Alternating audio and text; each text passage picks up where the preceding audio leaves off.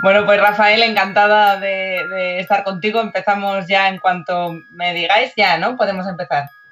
Es verdad lo que decía Margarita en cuanto me comentó la posibilidad de participar en este congreso estupendo. Pensé, quiero hablar con Rafael Vizquerra, será un honor para mí tener esta conversación porque creo que podemos todos aprender muchísimo de ella. Porque si hay algo por lo que nos estamos preguntando en este confinamiento, en esta cuarentena, es por las emociones y por cómo nos va a cambiar esto la vida y por cómo nos está afectando, por supuesto, en cuando salgamos fuera, pero también en mientras estamos dentro de casa, que ahora estamos todos metiéndonos en las casas de todos, que es algo también un poco extraño de experimentar. Y quería, Rafael, empezar por aquí, por preguntar cómo te sientes tú personalmente y cómo crees que esto nos está cambiando de la manera más profunda e interior posible, el tener que haber estado, bueno, pues más de un mes metidos en casa sin apenas poder salir por el coronavirus.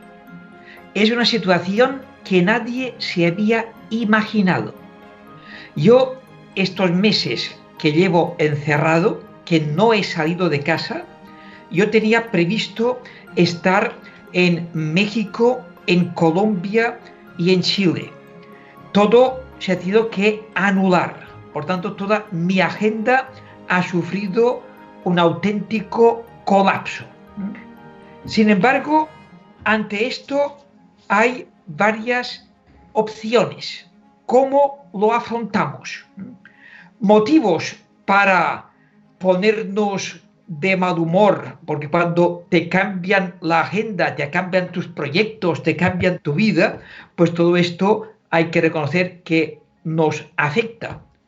Pero para mí ha sido reconvertir lo que tenía previsto en una oportunidad de interioridad, de disfrutar del silencio que hay en estos momentos en mi casa y en los entornos para poder hacer meditación, remind, que es relajación, respiración, meditación y mindfulness, y construir el bienestar a pesar de todo. Cada vez estoy más convencido de que la mejor forma de manifestar inteligencia es con la capacidad que tienen las personas de construir el bienestar personal y social a pesar de todo. Y Rafael, cómo nos afecta al estado de ánimo, al cerebro? ¿Cómo nos afecta la incertidumbre total que hemos vivido tan difíciles estas semanas de no poder hacer planes? ¿Por qué necesitamos hacer planes para sentir que tenemos bueno, pues una vida plena? Esto de los planes es muy importante.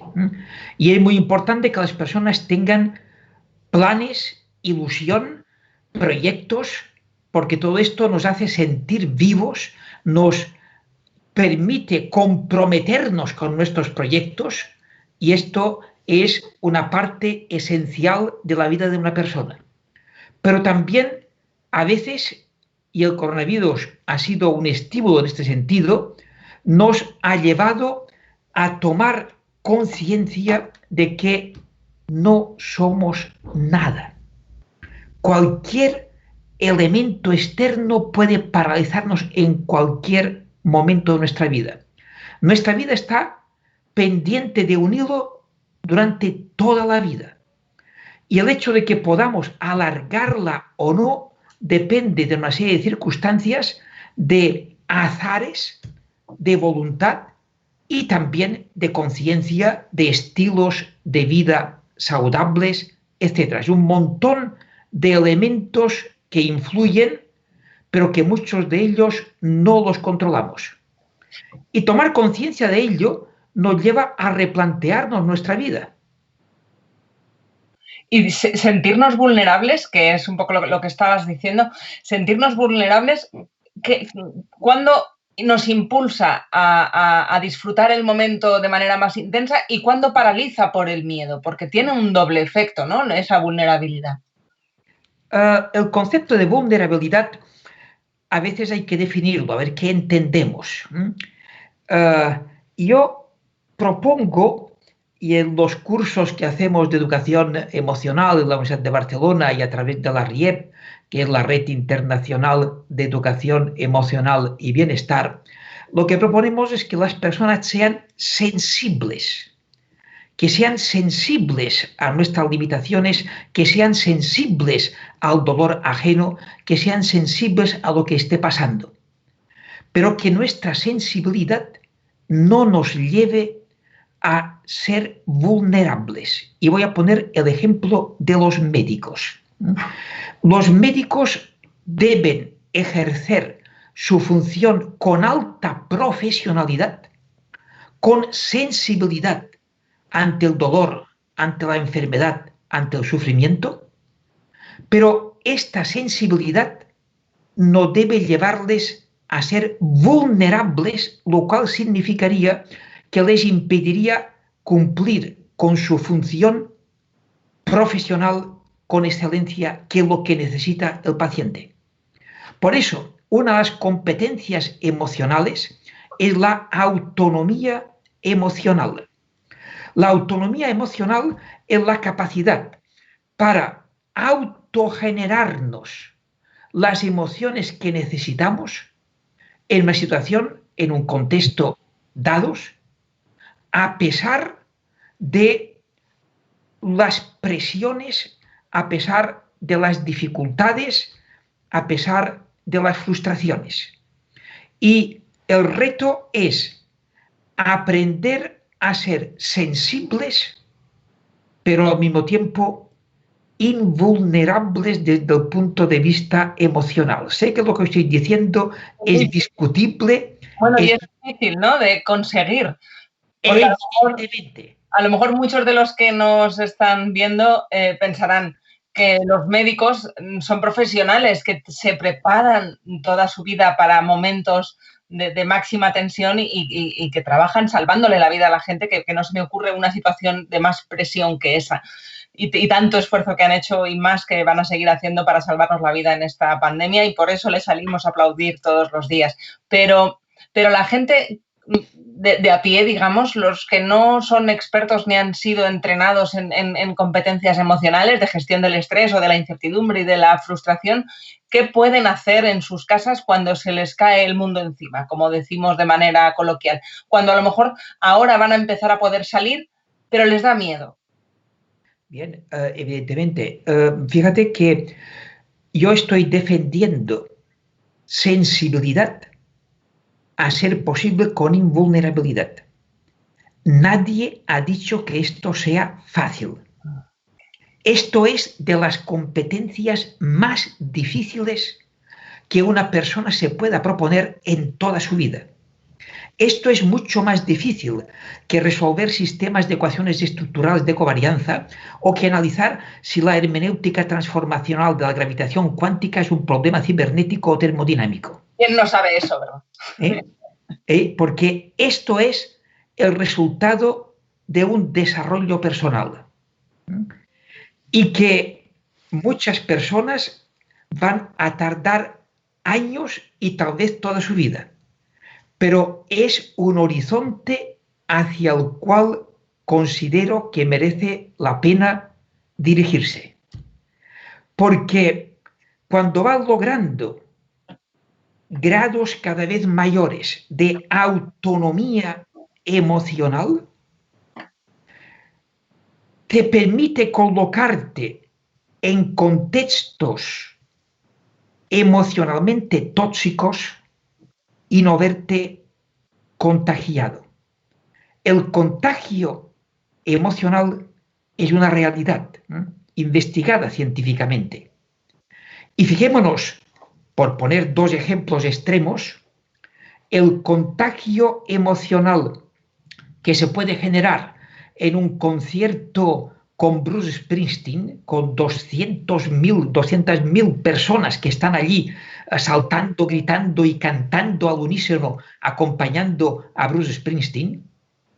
O pensemos, por ejemplo, la convención del partido nazi en 1933, donde se reunieron también, creo recordar, cito de memoria, unas 200.000 personas, y de donde se crearon contagios emocionales que provocaron toda la reacción que desembocó en la fobia a los judíos, a la exageración de las virtudes de la raza aria, etcétera, y que desembocó en la Segunda Guerra Mundial.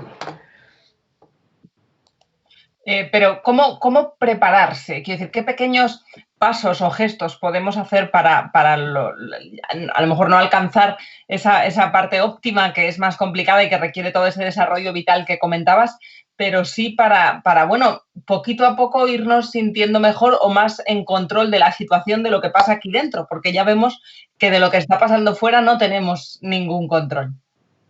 Magnífica pregunta. Para responder a esta pregunta, creamos en el 2002 el posgrado en educación emocional y bienestar y hemos creado recientemente la Red Internacional de Educación Emocional y Bienestar, precisamente porque sabemos que esto no se puede responder en una breve pregunta. Esto es el resultado de un proceso de desarrollo personal y emocional, donde se incluyen aspectos tan sutiles como relajación, meditación, mindfulness, lectura emocional, trabajo interior, actividad física, alimentación saludable, reír, compartir, escuchar música, etcétera, etcétera.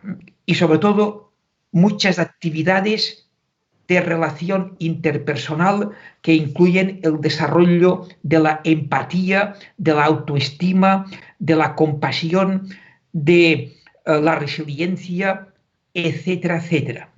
Un largo listado de competencias emocionales, sobre todo de conciencia emocional, tomar conciencia de lo que es la conciencia, regulación emocional, gestión de emociones, relaciones interpersonales, asertividad, gestión de conflictos, habilidades de vida, habilidades sociales, etcétera, etcétera.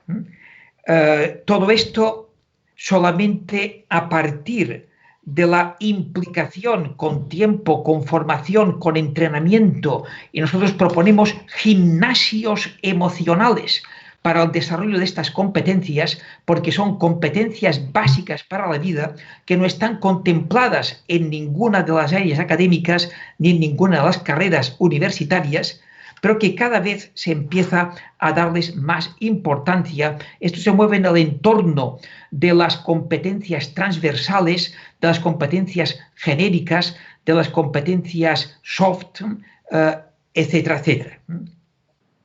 Hay un libro muy interesante ahora para ver en tiempos de pandemias, que es la paradoja del avestruz, de unos profesores de Wharton School, Robert Meyer, que analizan por qué tiene tan mala prensa comportarse como una avestruz y meter la cabeza cuando vemos el peligro, cuando tenemos miedo, cuando en realidad es esa la actitud que nos ayudaría a prevenir las catástrofes. De hecho, es muy interesante, cuentan por qué, digamos, no nos preparamos para las catástrofes todo lo que podríamos, porque tenemos tecnología que nos ayuda a prever muchas catástrofes, pero los pesimistas tienen muy mala prensa. Digamos que anunciar que algo como lo que nos ha pasado podía pasar, lo habían hecho científicos, pero no nos los tomamos en serio. Y yo sé, Rafael, que has escrito y que conoces, has investigado también las emociones en el campo de la política. Y quería preguntarte por esto, porque los optimistas, que es una manera de ser con la que yo me identifico totalmente, no somos las mejores referencias en tiempos de pandemia, porque pensar que algo no nos puede pasar o no nos va a pasar puede poner en riesgo a los demás con un virus como el que tenemos. Y hablaba de la paradoja del avestruz para preguntarte precisamente por eso, por cómo podemos combinar el tomarnos en serio los riesgos y desde el punto de vista de la gestión pública es fundamental, sin que a uno le tachen de catastrofista, sino de previsor. ¿Por qué ese equilibrio es tan complicado e influye tanto la importancia que le damos a cómo nos ven los otros? Bien, necesitamos sentirnos miembros de un grupo. Nuestra identidad personal tiene que ver con nuestro sentimiento de pertenencia. Y nuestro sentimiento de pertenencia nos lleva a esta necesidad de sentirnos parte, integrados, aceptados dentro de un grupo. Esto por parte de lo que puede ser la dimensión política de la emoción. Desarrollé en un libro titulado Política y emoción, realmente como las emociones no son solamente una experiencia individual, personal y subjetiva, sino que tienen una dimensión colectiva, y de ahí que haya contagio emocional, que haya climas emocionales que todos contribuimos a crear. Pero lo curioso de todo esto es que las emociones negativas como miedo, ira, tristeza, ansiedad, etc., son, por la teoría de la asimetría hedónica que está demostrada, tienen más intensidad estas emociones, son más frecuentes y tenemos una especie de atracción que desde el punto de vista metafórico denominamos la fuerza de la gravitación emocional. Las emociones positivas como alegría, amor, felicidad, bienestar, etc., no son tan potentes. Y fijaos, y esto es un análisis muy interesante, el análisis del discurso periodístico, por ejemplo. En el periodismo, los periodistas saben y tienen muy claro, ya sea por intuición o por aprendizaje, de que una noticia se difunde no por el hecho de que sea verdad, sino que se difunde en la medida en que activa miedo, ira o tristeza. Un estudio que ha analizado en los últimos tiempos 2.500.000 noticias ha observado que cerca de más del 70% no son verdad, pero se difunden porque activan emociones. Y cuando vamos al cine, cuando vamos a un parque temático, cuando tenemos tiempo libre, es interesante cómo vivimos emociones que se relacionan con el drama, que se relacionan con la tragedia, que se relacionan con ir a un parque temático y subirse a unos artefactos que te hacen experimentar emociones muy fuertes, porque lo que es estar bien, con paz interior, tranquilidad, bienestar, esto no vende. Creo que son fenómenos emocionales que merecen ser analizados y que nos llevan a aceptar como un optimista es un pesimista mal informado. Bueno, pero entiendo que no le pedimos las mismas emociones a un sábado por la tarde para echar un rato con los amigos o la familia que a las personas a las que votamos para que dirijan lo público, ¿no? En la política también corremos el riesgo de que el miedo juegue un papel fundamental, que se abuse de las emociones del votante, porque cuando llegan situaciones tan difíciles como las que estamos viviendo, lo que realmente nos gustaría tener al frente de las administraciones públicas es gente pues con sangre fría, ¿no? Que pueda gestionar lo que tiene delante. La política, a lo largo de los años, más de 3.000 años de historia, son una clara evidencia que la política ha ido creando un sistema social y político basado principalmente en el miedo y en la ira. Ya Maquiavelo lo deja muy claro. Para un príncipe es preferible ser temido que ser amado. Y esto todavía es uno de los libros casi diría de lectura obligada de los políticos, y basta analizar los mitines y comunicaciones de los políticos para ver en qué medida transmiten claramente, directamente o de forma indirecta, miedo e ira. Analicémoslo y veremos cómo es así, cuando el objetivo de la política debería ser la construcción del bienestar a través del amor. ¿Y no crees que una situación como la que estamos viviendo, una crisis mundial, esta pandemia terrible que tanto sufrimiento está causando y que tanto sufrimiento va a causar también en lo económico, no solo en lo sanitario, puede cambiar las cosas? Porque estamos viendo que a los líderes que se está poniendo de ejemplo a lo largo de estas semanas tan difíciles, no son los que mejor lo están gestionando, aquellos que están metiendo miedo, que están sobreactuando o que al contrario están a lo mejor reaccionando con ingenuidad, transmitiendo un falso optimismo cuando en absoluto las cosas están bajo control. Son personas que han conseguido gestionar y transmitir calma y son líderes que han ido con la verdad por delante, por difícil que fuera. Estoy pensando en Angela Merkel en Alemania, estoy pensando en Jacinda Ardern en Nueva Zelanda. Son curiosamente la mayoría de las personas que se están poniendo como ejemplo de liderazgo mujeres que no sé si por el hecho de serlo o no sé qué importancia puede tener su género en este caso, pero sí que coincide que en 5 o 6 casos, también pasa en Islandia, también pasa en Finlandia, los países dirigidos por mujeres están mostrando haber reaccionado antes al riesgo y haber antepuesto el cuidado de las personas frente a un liderazgo más relacionado con lo bélico, ¿no? Que han podido, y con el miedo que han podido tener otros líderes mundiales. ¿Puede cambiar una situación tan profunda como esta el liderazgo que valore más la ciudadanía? Si el ejemplo de Merkel, que es una persona pues muy racional y muy poco partidaria de utilizar las emociones en sus comunicaciones con la gente, se constituye como el ejemplo a seguir, una científica que ha sabido gestionar la crisis? Yo no sé lo que puede suceder en el futuro, no soy profeta y por lo tanto me pasaría solamente en una suposición que no tendría ningún valor. Lo que sí me gusta es basarme en datos, que es la investigación científica. Y lo que sí podemos decir es que, como ha dicho muy bien, los 6 o 7 países que curiosamente mejores resultados han obtenido en la forma de gestionar esta crisis del coronavirus son países gobernados por mujeres. Esto es algo que hay que insistir y hay que difundir.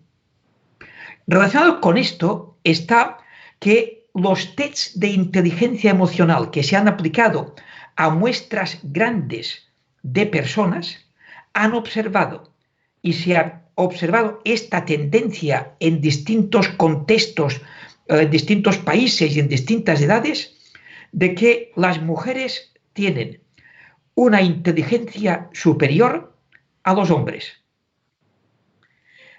Esto es dato, ¿eh? Esto es dato objetivo que está ahí publicado en revistas científicas, lo cual se relaciona con lo que acabamos de decir.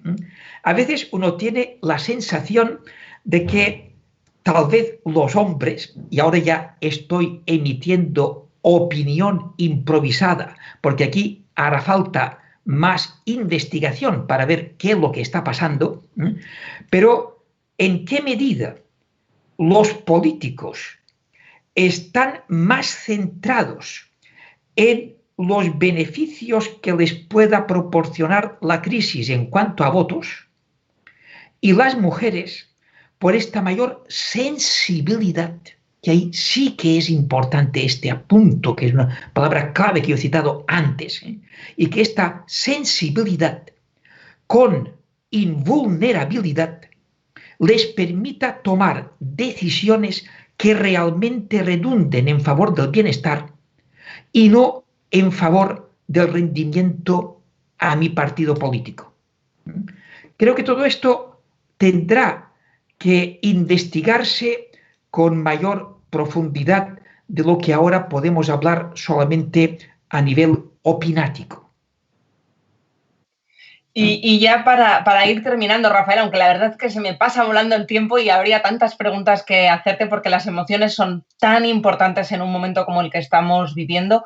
Sé que hablar del futuro es complicado, pero es el tema que a mí me apasiona. Yo los libros que he escrito los he escrito sobre este tema, aunque no son más que tendencias, pero sí tenemos indicios en la actualidad para poder hacer predicciones basándonos en la ciencia y tendencias que luego pueden ir por un camino o por el otro, con los indicios que tenemos, con lo que sabemos del comportamiento humano y lo poco que sabemos de una situación, de una crisis tan difícil como esta. ¿Qué crees que deberíamos hacer para que salgamos de esto juntos y como una sociedad más unida y no más asustada, que el miedo no nos manipule? ¿Qué crees que podríamos hacer positivo para no ser ingenuos ni más optimistas de lo que debemos, tomarnos los riesgos en serio, pero tener esa sensibilidad que dices al problema que estamos gestionando? ¿Qué podemos hacer cada uno y también, bueno, pues cada uno en su comunidad en la medida de lo posible? Yo como periodista me lo pregunto todos los días. ¿Qué podemos hacer para que esto sume? Muy buena pregunta, ¿eh? Magnífica, pero daría para una tesis doctoral, ¿eh? Voy a dar algunas pinceladas. Primero, yo creo que esta crisis nos ha permitido tomar conciencia clara de que vivimos en un mundo global y que el efecto mariposa es una realidad. Que una mariposa que está volando por aquí puede generar el efecto mariposa es un proverbio chino según el cual una mariposa que está volando por Norteamérica puede provocar un tsunami en el sudeste asiático. Y lo que ha pasado ha sido que un pequeño virus en una provincia de China ha causado una crisis mundial. Por tanto, estamos interconectados. Esto ya es inevitable. Y actualmente los medios de comunicación nos lo dejan muy claro. Esto ya no tiene vuelta atrás. Lo que pasa aquí tendrá efectos en todo el mundo. Los medios de comunicación y las redes sociales van a ser un factor importante en todo esto. Teniendo esto presente, las personas lo que más desean en esta vida, sean conscientes o no, es su bienestar. A veces, cuando hablamos de bienestar, hay muchos tipos de bienestar, pero en el fondo lo que más deseamos es el bienestar emocional, que coincide con la felicidad. Y la felicidad, bienestar emocional, significa gestión de las emociones. El bienestar, entendido de esta forma, va más allá de lo que es el dinero, el poder, la fama u otras cosas que a veces nos confunden. Un error grave es confundir felicidad con alegría y con otras cosas. Esto abre la puerta a la importancia de la interioridad, de analizar nuestro interior, de regresar a la inscripción del frontispicio del templo de Delfos que decía Gnosi se auton, conócete a ti mismo. Y durante los 2500 años que han pasado desde que Sócrates adoptó este lema como su principio básico, nos hemos dedicado a conocer la naturaleza, a conocer el exterior, pero de nosotros mismos seguimos siendo auténticos ignorantes. No conocemos la diferencia entre felicidad y alegría, la diferencia entre miedo y ansiedad, o la diferencia entre frustración y decepción, que según como lo entendemos afecta a la forma de vivir nuestra vida, nuestro bienestar y nuestras relaciones. Y por esto que desde la educación nos planteemos claramente cuál es la finalidad de la educación. Y esto nos lleva a plantearnos cuál es el sentido de la vida. Y tal vez cuando profundizamos en esto, vemos que el sentido de la vida es formar personas que puedan vivir y convivir en paz y en democracia en un mundo caracterizado por la diversidad, que hará inevitable el conflicto, pero que de la inevitabilidad del conflicto no debe derivarse nunca violencia.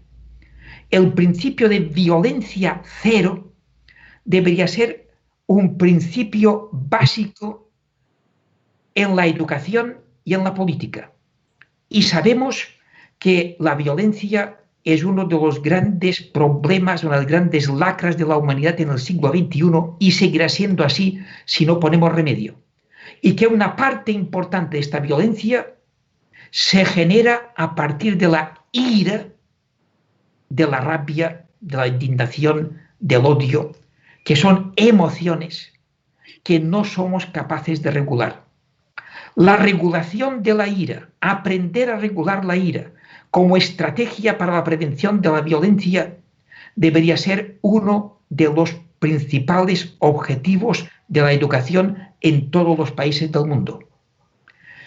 Previniendo esto y contribuyendo al bienestar general, es la mejor forma de construir nuestro propio bienestar.